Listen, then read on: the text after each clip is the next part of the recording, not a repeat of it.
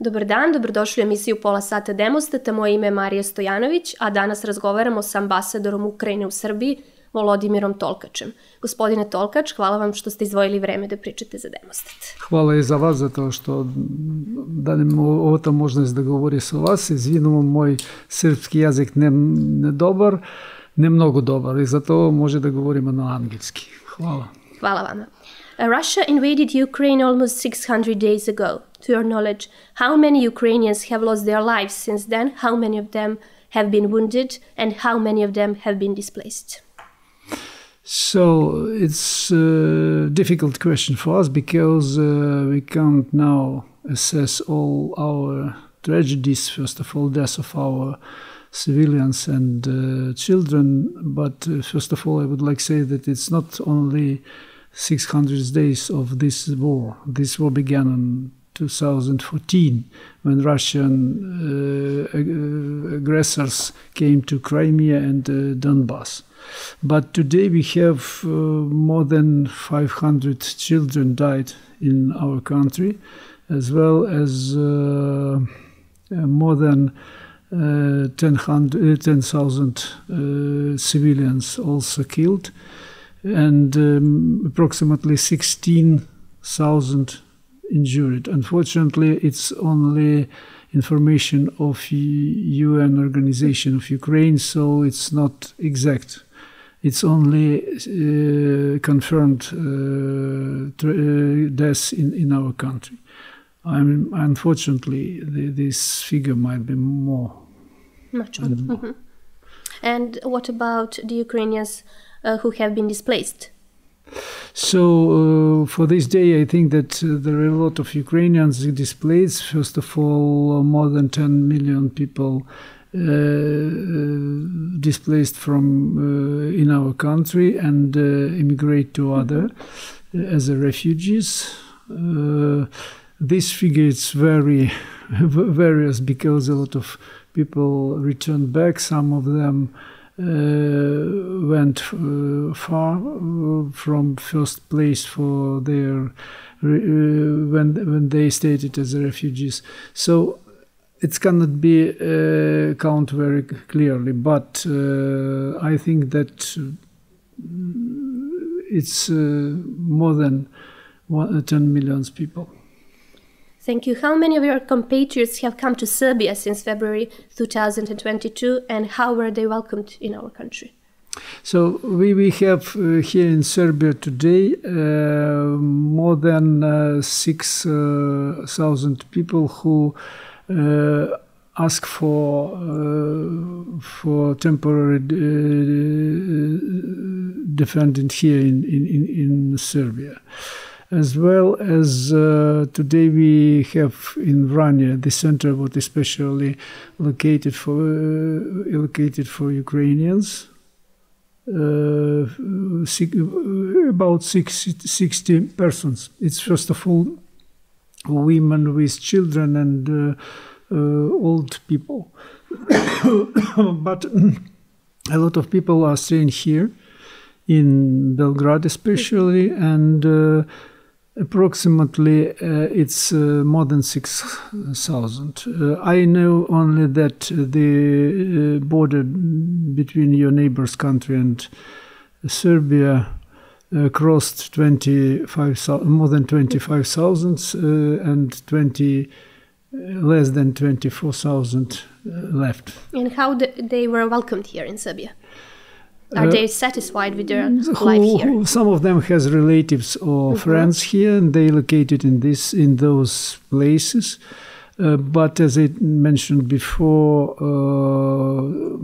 about 60 our people stay in Vranje. It's I may say, and I would like to use this opportunity and say once more, express my appreciation for your government, because they produce really very high condition for these people. They have food, possibility to live in a good condition. They have possibility to the children may go to and play sport. So thanks a lot. It's one of the best possibilities, not only in Balkans, but in all countries. How do you assess bilateral relations between Serbia and Ukraine? It is known that the Serbian and the Ukraine presidents met in August at the summit in Athens. So what is the significance of this meeting? So after some gap, this year our president met twice, first of all in Chisinau, second in Athens. It was very fruitful meeting between them, and they understand one to another. You may see the statement that aired President Alexander Vučić as well as Volodimir Zelenskog. They aired that they fully satisfied with this meeting. And we are waiting for some activization of our dialogue, because we needed to do. We had this dialogue before the beginning of the war, before 2014, and it's my duty to accelerate our contacts in all spheres. Are you disappointed by the fact that Serbia did not impose sanctions on Russia? And how do you view the statement of certain Ukraine MPs that Ukraine should recognize the independence of Kosovo? You see, first of all, we always, in official level, we always state, and from the beginning, from 1999, that we support for territorial integrity of Serbia. And this position never changed by our president, our Minister of Foreign Affairs. So officially we didn't recognize Kosovo as an independent state, and always support for territorial integrity for Serbia. And the second, today when we have full-scale aggression of Russian Federation, our people always look for around and ask, first of all, their representatives, their deputies, why we don't want to support Kosovo. Kosovo fully support us. And then sometimes it's very difficult to give some full answer that it's international law and international principles, imperative principles. In this case, yes, sometime first of all our deputy raised this issue, but they raised it on the base that Kosovo fully support for Ukraine. We would be highly appreciate if Serbia also will fully support to Ukraine. It will give us some, not only satisfaction, but we would be clear understand that all Europe backed us, because without political and other economic and other kind of this support, it's very difficult for Ukraine to struggle in this war. How do you comment on the fact that the vast majority of the pro-government media in Serbia is pro-Russian, and that it is accompanied by anti-Western narrative? How do you see the extent of the Russian disinformation campaign in this country? So I may say that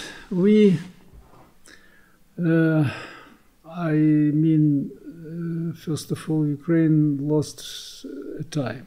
We always be sure that our participation in this process, our support for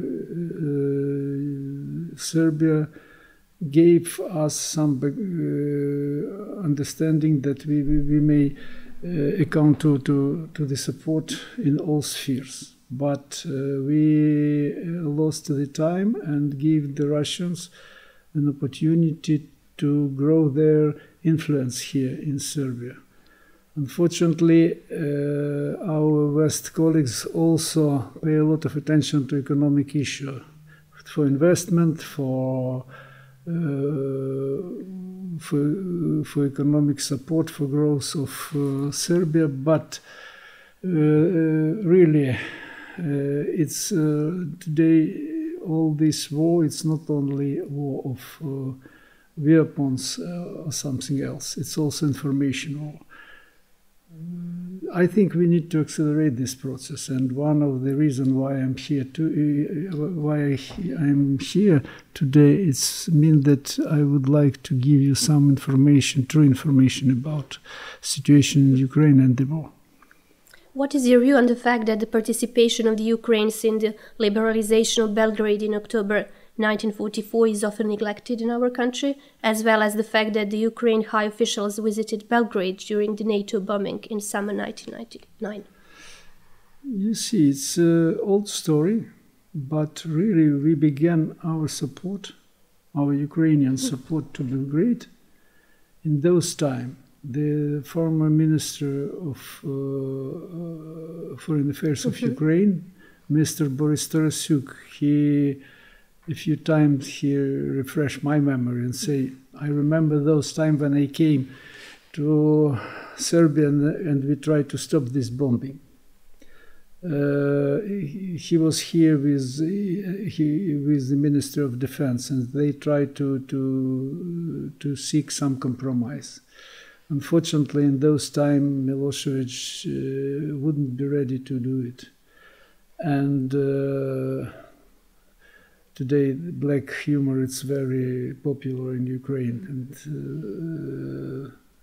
I have heard from Mr. Tarasyuk, he told, maybe I can't stop this war, but I present for Serbian people 4 hours without bombing when I came here, and unfortunately left without any positive results. Ukraine seeks to become a NATO member. Do you expect it to happen in the near future, anytime soon? Some NATO officials think that this will happen only when the war in Ukraine is over. This question is very difficult for us because sometimes it's very difficult to say about the past. It would be better to do in the past than something else. In 2008, we had this opportunity to join NATO. You see, I don't like this word spread of NATO or something else. It's not spread of NATO, because all countries decided how they would like to build their defense themselves. In this case, I think that Baltic country as well as East European country try to hide under this umbrella, and because they saw some enemy from East, especially from Russian Federation. In this case, I think that for Ukraine it would be better to join NATO as soon as possible, because in this case we will have some support, not only economic but also military. Today a lot of Ukrainians died in this war, and I think after this I may say that it's the main reason why we need to do it. Should NATO engage more and help Ukrainians? Yes, exactly. NATO gave us support, and we highly appreciate for this. It's understandable that without support for Ukraine, it would be very difficult to win this battle or to stay in this battle against Russian aggressors.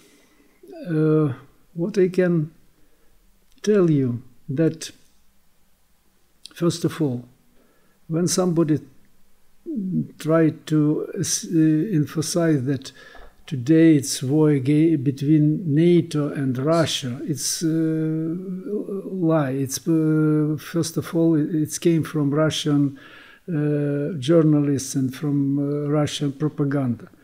Anyway, today Ukrainians are the wall who would stay and try to defend not only themselves, first of all themselves, but also European country of aggressors. It's because after Ukraine, a lot of countries from the East Europe might be attacked by Russian racists and their ideology.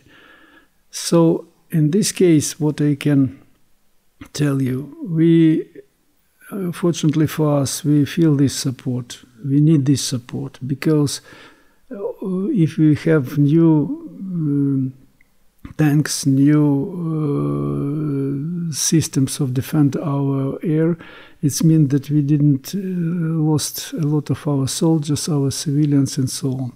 And thanks, first of all, for NATO, for countries of members of NATO, and other who are staying and backed us in this war. Speaking about the NATO, how do you comment on the announcement that the additional troops will be sent to Kosovo? You see, first of all, we need to keep a peace. Peace in all Europe countries, because without peace we wouldn't be developed. You see, Ukraine now, a lot of villages and towns of Ukraine fully destroyed by Russian aggressors. How we can defend it? I have a good example to you. Our peacekeepers more than 10 years defend Serbian enclaves in Kosovo. And it was a good job for all of us. Maybe next week I will visit K4 according to their invitation. Because 11 years we did it. And I think that today, without some defense system, I think K4 NATO, it would be very difficult to stay in this. Because today, somebody tried to explore situation not only in Ukraine, but to create bloody conflict in another part of Europe, particularly in Balkan countries. And in this case, because it would be good to reconcentrate our attention for one conflict. So let's try to do it, let's be calm and try to do it for all of us to keep this peace in all manner what we can. The year 2030 is stated as a new possible date for the EU enlargement. Do you expect that both Serbia and Ukraine become members of the Union by then? I hope and I believe, because it's only one way how we can develop in this situation and in this country. Maybe you didn't remember, but I remember those times when Russia also tried to create very close ties with the European Union. Unfortunately, and always say that we are favorite in this movement. Ukraine, other post-Soviet countries only at the end of this process, we are first. But when Russians try to turn their external policy, they never ask all others, what are you going to do? In this case, we stable, keep our priorities, and European Union is our priorities. We try to do it as soon as possible. What message can you deliver to the Serbian people? First of all, I hope and believe, verujem v te što u Srbiji da će biti mir. Mir to je prvo što treba za sve. Za nas, za sve ljudi što stoje, što žijet and prosperity. Hvala vam, gospodine ambasadore, još jednom na ovom razgovoru, a vama, dragi gledalci, hvala na pažnji. Doviđenja.